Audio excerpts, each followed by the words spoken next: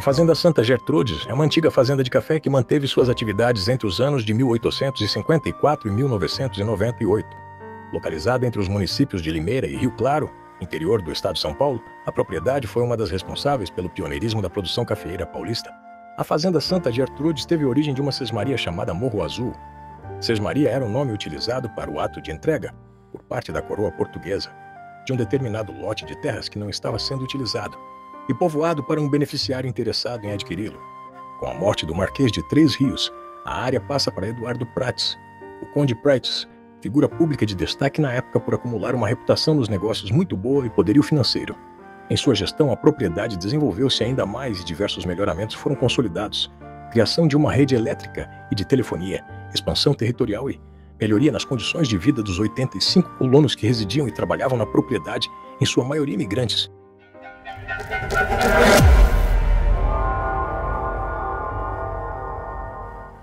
Os imigrantes e a Fazenda Santa Gertrudes. Resultado do cenário histórico na época do Brasil colônia. A Fazenda Santa Gertrudes recebeu durante a sua existência inúmeras famílias de imigrantes que vinham de outros estados e até mesmo países, sobretudo europeus, para trabalhar na propriedade.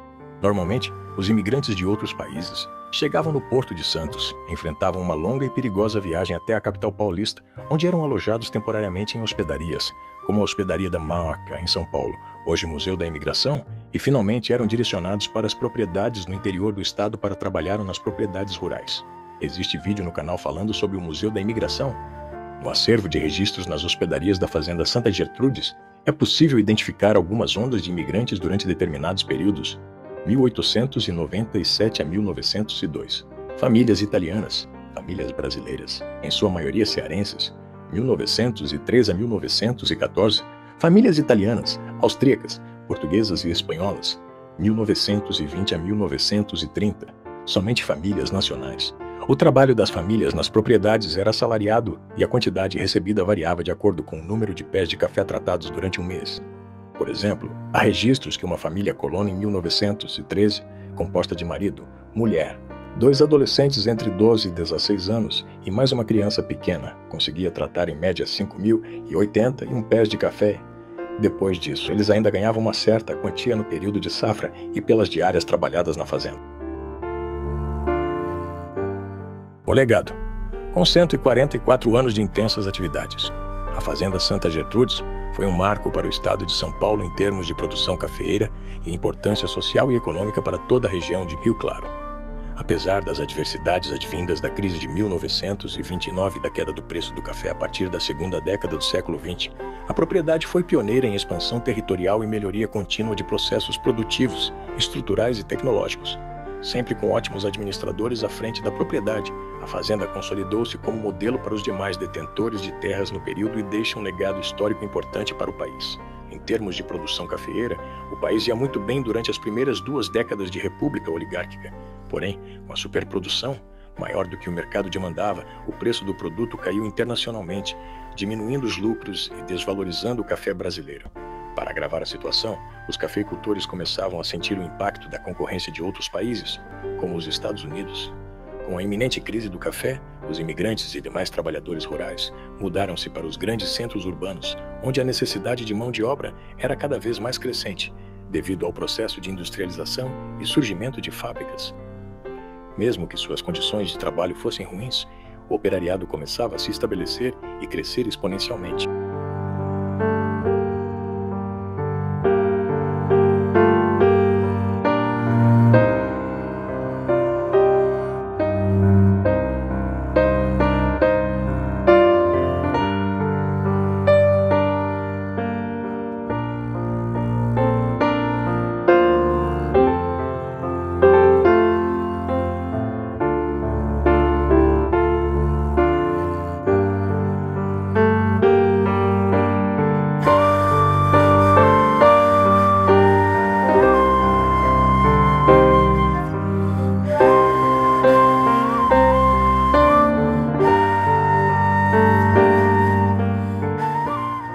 Para potencializar a crise nacional, a quebra da Bolsa de Valores de Nova York em 1929 fez com que o preço do café despencasse.